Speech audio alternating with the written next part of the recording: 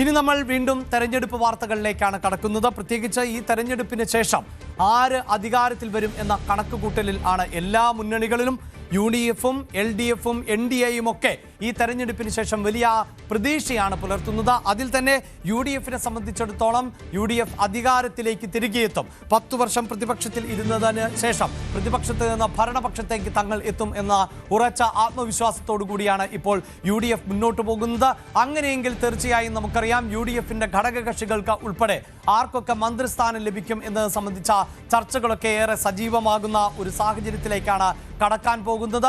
ഒരുപക്ഷെ തെരഞ്ഞെടുപ്പ് ഫലം പുറത്തു വരുമ്പോൾ UDF-ന് വളരെ മികച്ച വിജയമാണ് ആർജിക്കാൻ സാധിക്കുന്നത് എങ്കിൽ ഘടകകക്ഷികൾ തീർച്ചയായും മന്ത്രിസ്ഥാനത്തിന് വേണ്ടിയുള്ള അവകാശവാദങ്ങൾ ഉന്നയിക്കും. നമ്മൾ ഇതിനു മുമ്പും അത്തരം വാർത്തകളൊക്കെ കേട്ടിട്ടുള്ളതാണ്. കഴിഞ്ഞ ഉമ്മൻചാണ്ടി സർക്കാരിന്റെ കാലഘട്ടത്തിൽ അടക്കം 5ാം മന്ത്രിസ്ഥാനം പോലെയുള്ളവ വലിയ തോതിൽ ചർച്ച ചെയ്യപ്പെട്ട ഒരു രാഷ്ട്രീയ സാഹചര്യം ഇന്നലകളിൽ ഉണ്ടായെങ്കിൽ ഇനിയും അത് UDF-ൽ ആവർത്തിക്കുമോ? ആരൊക്കെയായിരിക്കാം UDF അധികാരത്തിലേറിയാൽ മുസ്ലിം ലീഗിൽ നിന്ന് മന്ത്രിസ്ഥാനത്തേക്ക് എത്താൻ പോകുന്നത് എന്നതാണ് നമ്മൾ പരിശോധിക്കുന്നത്. അതിൽ നിരവധിയായ പേരുകളുണ്ട്. ഏറ്റവും പ്രധാനപ്പെട്ട പേരുകൾ ആണ് നമ്മൾ വിലയിരുത്തുന്നത്. അതായത് UDF അധികാരത്തിൽ വന്നാൽ മന്ത്രിസ്ഥാനം ഉറപ്പിച്ചിട്ടുള്ള ചില നേതാക്കളുണ്ട്.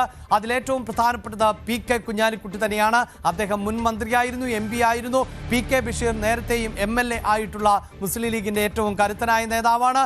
N ഷംസുദ്ദീനാണ് മറ്റൊരു പേര്. അതായത് ഈ 3 പേരുകൾ, അതായത് PK കുഞ്ഞാലിക്കുട്ടിയും PK ബഷീറും N ഷംസുദ്ദീനും ആണ് ഇത്തവണ അധികാരത്തിലേറിയാൽ മന്ത്രിസ്ഥാനം ഉറപ്പിക്കുന്നവർ എന്ന് തന്നെ നമുക്ക് പറയാൻ സാധിക്കും. അതേസമയം തന്നെ ഇനി മറ്റു ചില ആളുകൾ കൂടിയുണ്ട്. അവർ സാധ്യതാ പട്ടികയിലേക്ക് വരുന്നവർ ആണ്. ആ ഡേറ്റ് കൂടിയാണ് നമ്മൾ പ്രേക്ഷകരുമായി പങ്കുവെക്കുന്നത്. ഇവരെ നമുക്ക് തള്ളിക്കളയാൻ സാധിക്കില്ല. കാരണം വിസ്മയങ്ങൾ ഉണ്ടാകും എന്നതായിരുന്നു തെരഞ്ഞെടുപ്പിന് മുമ്പ് പ്രതിപക്ഷ നേതാവിൻ്റെ നിലപാട്. എങ്കിൽ ഇപ്പോൾ ലീഗ് നേതാക്കൾ പറയുന്നത് മന്ത്രിസ്ഥാനത്തിലടക്കം അത്തരം വിസ്മയങ്ങൾ ഉണ്ടാകാം എന്നതാണ്. അങ്ങനെയെങ്കിൽ നമുക്ക് മഞ്ഞളാംകുഴി അലിയുടെ പേരുണ്ട്. ആബിദ് ഹുസൈൻ തങ്ങളെ പരിഗണിക്കേണ്ടതായി വരും. TV ഇബ്രാഹിമിന്റെ പേര് സജീവമാണ്.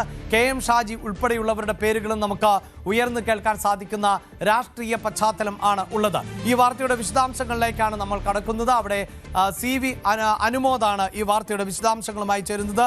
അനുമോദ്, ഒരു പക്ഷേ UDF അധികാരത്തിൽ ഏറിയാൽ അതിൽ ഏറ്റവും കൂടുതൽ സീറ്റുകൾ, മത്സരിച്ച സീറ്റുകളിൽ ഏറ്റവും അധികം വിജയം, അതൊക്കെ അവകാശപ്പെടാൻ പറ്റുന്ന അടുത്ത ഘടകകക്ഷി എന്നത് ലീഗ് തന്നെയാണ്. ലീഗ് അത്തരത്തിൽ വളരെ പ്രധാനപ്പെട്ട വകുപ്പുകളും മന്ത്രിസ്ഥാനവും ഒക്കെ ഇതിനു മുമ്പും ചോദിച്ചിട്ടുണ്ട് എന്നതാണ് ചരിത്രം. അതുകൊണ്ട് തന്നെ ലീഗിൽ നിന്ന് ഇത്തവണ അധികാരത്തിലേറിയാൽ ആരൊക്കെയാകും മന്ത്രിമാർ എന്ന ഒരു ചർച്ചയുണ്ടാകുമല്ലോ. അത് ഔദ്യോഗികമാകണമെന്നില്ല. എങ്കിലും ലീഗിനകത്ത് നടക്കുന്ന ചർച്ചകളിൽ നിന്ന് ഉയർന്നു വരുന്ന പേരുകൾ, അണികളുടെ പ്രതീക്ഷകൾ എപ്രകാരമാണ്?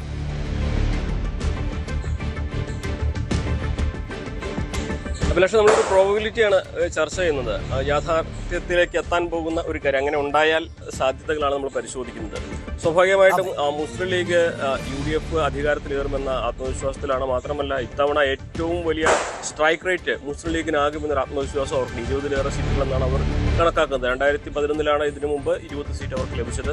ഇത്തവണ അതിലും ഏറെ എന്ന് പറയുമ്പോൾ സ്വാഭാവികമായിട്ടും 5ാം മന്ത്രി, അത് മന്ത്രിസ്ഥാനം 5-ൽ ഒതുക്കരുത്, അതിൽ കൂടുതൽ വേണമെന്നായിരിക്കും ലീഗ് ആവശ്യപ്പെടുക. പക്ഷേ സ്വാഭാവികമായിട്ടും 4 മന്ത്രിയാണ് ഇതിനു മുമ്പത്തെ കണക്ക്. 5ാം മന്ത്രിയുടെ വിവാദമൊക്കെ UDF-ന് വലിയ തിരിച്ചടി ഉണ്ടാക്കിയ ഒരു ചരിത്രം കൂടിയുണ്ട്. അപ്പോൾ അങ്ങനെ വരുമ്പോൾ 5ാം മന്ത്രി സ്ഥാനത്തിലേക്ക് അവർ എത്തുമോ ഇല്ലയോ എന്നുള്ളത് വരുന്ന സമയത്ത് മാത്രമേ പറയാനാകൂ. എങ്കിൽ 4 മന്ത്രിമാർ മുസ്ലിമിന് ഉറപ്പാണ് എന്നുള്ള സാഹചര്യത്തിൽ സംശയമില്ല. അതിലൊന്ന് PK കുഞ്ഞാലിക്കുട്ടി തന്നെയാണ്. അദ്ദേഹവുമായി പ്രധാനപ്പെട്ട ഇന്ന് ലീഗിലെയും UDF-ലെ ഏറ്റവും മുതിർന്ന നേതാക്കളുള്ള ഒരാളാണ് അദ്ദേഹം.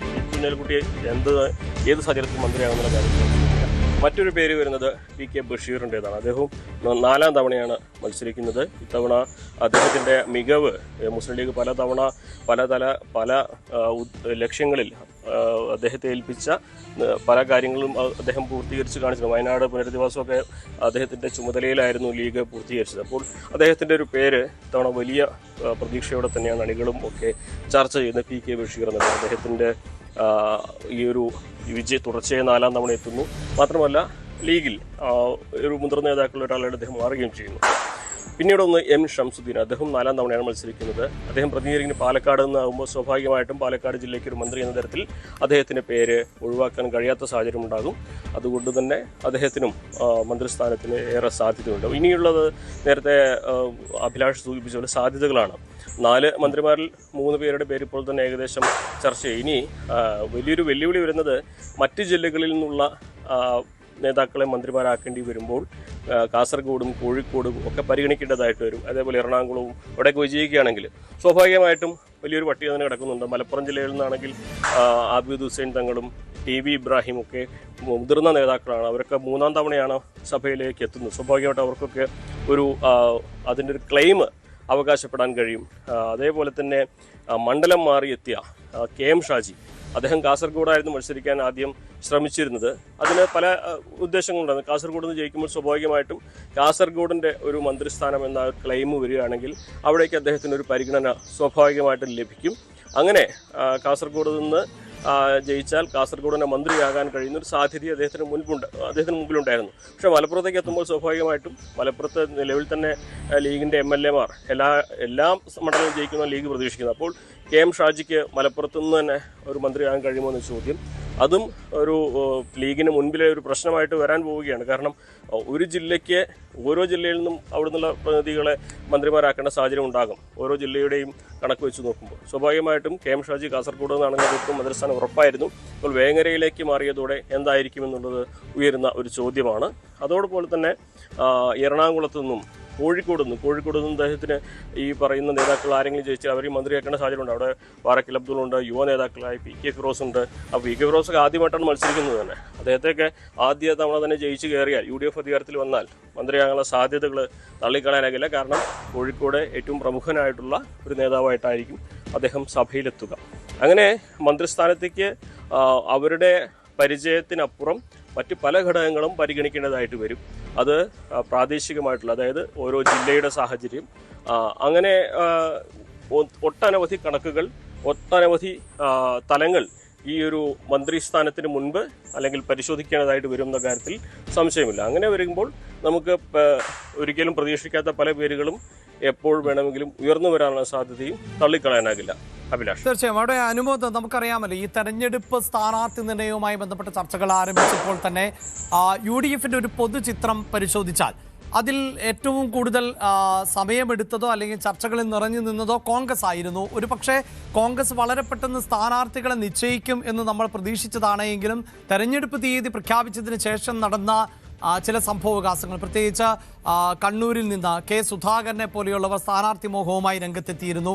എൽദോസ് കുന്നപ്പള്ളിയെ പോലെയുള്ളവരെ ഒഴിവാക്കിയതിലുണ്ടായ അതൃപ്തി ഉണ്ടായിരുന്നു. പിന്നീട് അത് കോൺഗ്രസ് പരിഹരിക്കുന്ന സാഹചര്യം ഉണ്ടായി. ലീഗിലേക്ക് വരുമ്പോൾ ലീഗിലും ഇത്തരം ചില സംഭവവികാസങ്ങൾ ഉണ്ടായെങ്കിലും ലീഗ് അത് വലിയ ചർച്ചയ്ക്ക് ഇടം നൽകാതെ പോയി എന്നുള്ളതാണ്. ഇപ്പോൾ നൂർബിനയുടെ കാര്യം തന്നെ പരിശോധിച്ചാൽ നമുക്കറിയാം, അവർ പാർട്ടി സ്ഥാനങ്ങൾ ഒഴിയുമ്പോൾ പോലും അത് വലിയ തോതിൽ ചർച്ച ചെയ്യപ്പെടാത്ത സാഹചര്യം. നേരത്തെ യുവാക്കൾക്ക് കൃത്യമായി പരിഗണന വേണം, സ്ത്രീകൾക്ക് പരിഗണന വേണം എന്നൊക്കെ പറയുമ്പോഴും അവരുടെ ഒരു പ്രൊപ്പോർഷൻ പരിശോധിച്ചാൽ അതൊന്നും കൃത്യമല്ല എന്ന് നമുക്ക് മനസ്സിലാക്കാം. എന്നാൽ പാർട്ടിക്കകത്ത് ഒരു പൊട്ടിത്തെറി ഉണ്ടാവുകയും ചെയ്തിട്ടില്ല. ഇനിയിപ്പോൾ അധികാരത്തിലേറിയാൽ പോലും മന്ത്രിമാരെ നിശ്ചയിക്കുന്നതിൽ അങ്ങനെ ഒരു അസ്വാരസ്യമോ കലഹമോ ഒന്നും ലീഗിൽ ഉണ്ടാകാൻ പോകുന്നില്ല എന്നല്ല മനസ്സിലാക്കേണ്ടത്. എന്നാൽ ഈ മന്ത്രിസ്ഥാനത്തിന്റെ എണ്ണം സംബന്ധിച്ച ഒരു അവകാശവാദവും സമ്മർദ്ദവും ഒക്കെ തള്ളിക്കളയാനുമാകുമോ അനുമോ?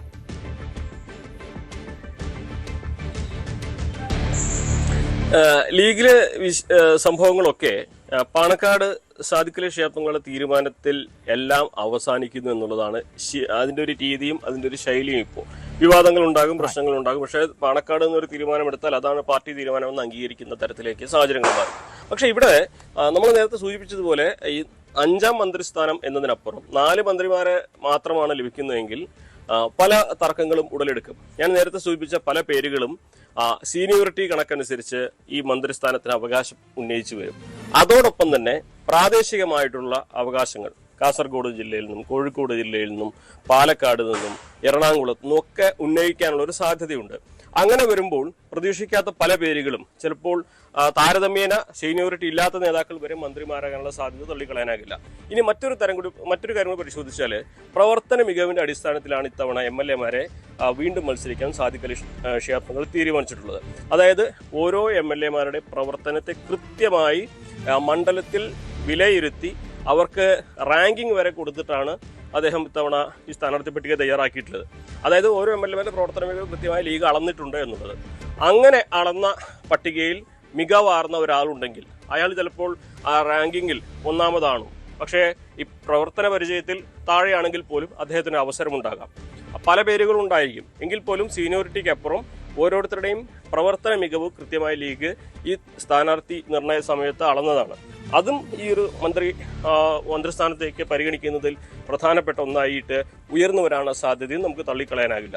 പ്രത്യേകിച്ച് പല പേരുകളും നമ്മൾ പറയുമ്പോൾ നജീബ് കാന്തപുരത്തിൻ്റെ പേരൊക്കെ വലിയ തോതിൽ ചർച്ച ചെയ്യുന്ന ഒന്നുകൂടിയുണ്ട്. അദ്ദേഹം മണ്ഡലത്തിൽ ചെയ്ത വിദ്യാഭ്യാസ മേഖലയിൽ ചെയ്ത പല ദീർഘവീക്ഷണത്തോടെയുള്ള പദ്ധതികളും ഇടതുപക്ഷം എതിർക്കുന്നുണ്ടെങ്കിൽ പോലും പൊതുജനങ്ങൾക്കിടയിൽ അദ്ദേഹം എന്തൊക്കെയോ കാര്യങ്ങൾ ചെയ്തു എന്നൊരു പ്രതീതി ഉളവാക്കുന്നതാണ്. അദ്ദേഹത്തിൻ്റെ സംരംഭങ്ങളാണെങ്കിലും നീക്കങ്ങളാണെങ്കിലും. അപ്പോൾ അങ്ങനെ ഇന്നോവേറ്റീവ് ആയിട്ടുള്ള കാര്യങ്ങൾ ചെയ്യുന്നവർക്ക് ചിലപ്പോൾ ഒരു പരിഗണന ലഭിച്ചാൽ ഈ പറയുന്ന സീനിയോറിറ്റി ഒന്നും ആയിരിക്കില്ല അവിടെ മന്ത്രിയാകാനുള്ള മാനദണ്ഡം ഉണ്ടാവുക. അപ്പോൾ അങ്ങനെ ഒരു സാഹചര്യം വരികയാണെങ്കിൽ പാർട്ടിക്കുള്ളിൽ അത് അടുത്ത അസ്വാരസ്യങ്ങൾക്ക് വഴിയൊരുക്കും. ഇപ്പോഴും സ്ഥാനാർത്ഥി നിർണയത്തെ സംബന്ധിച്ച് പലർക്കും അതൃപ്തിയുണ്ട്. പക്ഷെ അതൊന്നും തുറന്നു പറഞ്ഞ് കോൺഗ്രസിനെ പോലെയോ മറ്റു പാർട്ടികളെ പോലെയോ ഒരു കലഹം ഉണ്ടാക്കാൻ ലീഗ് നേതാക്കൾ തയ്യാറാകുന്നില്ല എന്നുള്ളത് കൊണ്ടാണ് ഇത് പലതും പുറത്തു വരാത്തത്. പല നേതാക്കൾക്കും പലരെയും സ്ഥാനാർത്ഥികളാക്കാത്തതിലും പലരെയും സ്ഥാനാർത്ഥിയാക്കിയതിലും എതിർപ്പും പ്രതിഷേധമൊക്കെ ഉണ്ട്. പക്ഷെ അതൊന്നും വലിയ വിവാദമാവാത്തത് അവരൊന്നും തന്നെ തുറന്നു പറയാനോ അതായത് പാർട്ടിക്കെതിരായിട്ട് നിൽക്കാനോ തയ്യാറാകുന്നില്ല. അതിൻ്റെ ഏറ്റവും പ്രധാനപ്പെട്ട കാരണം ഇതിൻ്റെ അവസാന വാക്ക് സാദിഖ് അലി ശിഹാബ് തങ്ങളാണ് എന്നുള്ളത് കൊണ്ടാണ് സ്ഥാനാർത്ഥി നിർണയത്തിൽ അദ്ദേഹത്തിൻ്റെ ആ തീരുമാനം ഇഷ്ടമായാലും ഇഷ്ടമല്ലെങ്കിലും എല്ലാവരും അംഗീകരിക്കുന്ന സാഹചര്യം ഉണ്ടായിരുന്നു. ഇപ്പോൾ മന്ത്രിമാരെ നിശ്ചയിക്കുന്ന കാര്യത്തിലും അങ്ങനെ ഒരു സാധ്യത മുന്നിലുണ്ട്. കാരണം സീനിയോറിറ്റിക്ക് അപ്പുറം ഓരോരുത്തരുടെ പ്രവർത്തന മികവ് കൂടി കൃത്യമായി കണക്കിലെടുത്തിട്ടുണ്ട്. സ്വാഭാവികമായിട്ടും അതും ഈ ഒരു സാഹചര്യം വരികയാണെങ്കിൽ മന്ത്രിമാരെ നിശ്ചയിക്കുന്നതിനും ഒരു മാനദണ്ഡമാകാനുള്ള സാധ്യത തന്നെയാണ് നമുക്ക് കാണേണ്ടത്. അഭിലാഷ്. യെസ്, തീർച്ചയായും പ്രിയപ്പെട്ട പ്രേക്ഷകരെ, അനുമോദ് സൂചിപ്പിക്കുന്ന പോലെ തന്നെ തെരഞ്ഞെടുപ്പ് ഫലം എന്ത് എന്ന് ഈ ഘട്ടത്തിൽ നമുക്ക് അനുമാനിക്കാനാകില്ല. അതിന് പെട്ടി തുറക്കേണ്ടതുണ്ട്, വോട്ടെണ്ണേണ്ടതുണ്ട്. ആ വോട്ടെണ്ണലിൽ ആര് വിജയിക്കും, ആർക്ക് മേൽക്കൈ നേടാൻ സാധിക്കും, ഇഞ്ചോടിഞ്ച് പോരാട്ടമാണോ, ഇതൊക്കെ നമുക്ക് കണ്ടറിയേണ്ടതുണ്ട്. എങ്കിലും ഇടതു വലതു മുന്നണികൾ ഒരുപോലെ പ്രതീക്ഷ പുലർത്തുന്ന ഒരു തെരഞ്ഞെടുപ്പാണിത്. അതിൽ തന്നെ UDF-നെ സംബന്ധിച്ചിടത്തോളം അധികാരത്തിലേക്ക് തിരികെ എത്തും എന്ന് അവർ വലിയ ആത്മവിശ്വാസം പുലർത്തുന്നുണ്ട്. പ്രത്യേകിച്ച് കഴിഞ്ഞ തദ്ദേശ തെരഞ്ഞെടുപ്പിൽ ന്യൂനപക്ഷ വിഭാഗങ്ങളടക്കം ഒപ്പം നിന്നുവെന്നും ഇത്തവണ ഒരു ഭരണവിരുദ്ധ വികാരമുണ്ട് എന്നും ആ ഭരണവിരുദ്ധ വികാരം ഉൾപ്പെടെ തങ്ങൾക്ക് വോട്ടായി മാറിയിട്ടുണ്ട് എന്നുമാണ് അവർ പ്രതീക്ഷിക്കുന്നത്. അതുകൊണ്ട് തന്നെ BJP-യിലേക്ക് വലിയ തോതിൽ വോട്ടുകൾ പോകില്ല. മറിച്ച് ഭരണമാറ്റം ഉണ്ടാകണമെങ്കിൽ അത് UDF-ന് തന്നെ വോട്ടായി ലഭിക്കണം എന്ന് ജനങ്ങൾ ചിന്തിച്ചിട്ടുണ്ട് എന്നും അങ്ങനെ കൃത്യമായി അധികാരത്തിലേറാൻ സാധിക്കും എന്നുമുള്ള ഒരു ആത്മവിശ്വാസം UDF-നുണ്ട്. അങ്ങനെ UDF ആത്മവിശ്വാസം പുലർത്തുമ്പോൾ അനുമോദ് സൂചിപ്പിക്കുന്ന പോലെ തന്നെ ഏറ്റവും ഉയർന്ന സ്ട്രൈക്ക് റേറ്റ് അത് ലീഗിന് തന്നെയാകും എന്നതാണ് അനുമാനം. കാരണം ലീഗിൻ്റെ കോട്ടകൾ ഉണ്ട്. ആ കോട്ടകളെക്കുറിച്ച് നമുക്കറിയാം. പലപ്പോഴും ഒരു കേഡർ സംവിധാനത്തിലുള്ള പാർട്ടി എന്നൊക്കെ പറയുന്ന ഇടതുപക്ഷത്തിന് എല്ലാ ജില്ലയിലും വലിയ സ്വാധീനമുള്ള പാർട്ടി എന്ന് അവകാശപ്പെടുന്ന CPI-ന് പോലും ചില മണ്ഡലങ്ങളിൽ സ്വന്തം പാർട്ടിയിൽപ്പെട്ടവരെ സ്ഥാനാർത്ഥികളാക്കാൻ പറ്റാതെ പോകുന്ന സാഹചര്യം നമ്മൾ കണ്ടതാണ്. അവിടെ ആ മേഖലയിൽ ജനപ്രിയരായവരെ സ്ഥാനാർത്ഥിയാക്കിയത് നമ്മൾ കണ്ടതാണ്. വിമതരെ പിന്തുണച്ചത് നമ്മൾ കണ്ടതാണ്. അപ്പോൾ പിന്നെ രാഷ്ട്രീയമായ വാദപ്രതിവാദങ്ങൾക്കൊക്കെ അപ്പുറം ലീഗിൻ്റെ കോട്ടകളിൽ ലീഗ് തന്നെയാണ് മേൽക്കൈ നേടുക എന്നത് രാഷ്ട്രീയ എതിരാളികൾ അംഗീകരിക്കുന്ന ഒന്നാണ്. അതാണ് വസ്തുതാപരമായി നമുക്ക് വിലയിരുത്തേണ്ടത്. അതിനപ്പുറം വാദപ്രതിവാദങ്ങളാകാം, തർക്കങ്ങളാകാം, അതൊക്കെ അവിടെ നടക്കട്ടെ. പക്ഷേ ലീഗ് കോട്ടകളിൽ അവർ വിജയിച്ചു കയറുന്നത് തന്നെയാണ് ചരിത്രം. ഇത്തവണയും അത് ആവർത്തിക്കപ്പെടുമെന്ന കണക്കുകൂട്ടലിൽ ആണ് ലീഗ്. കൂടുതൽ വാർത്തകൾക്ക് News 18 Keralam YouTube channel subscribe ചെയ്യുക.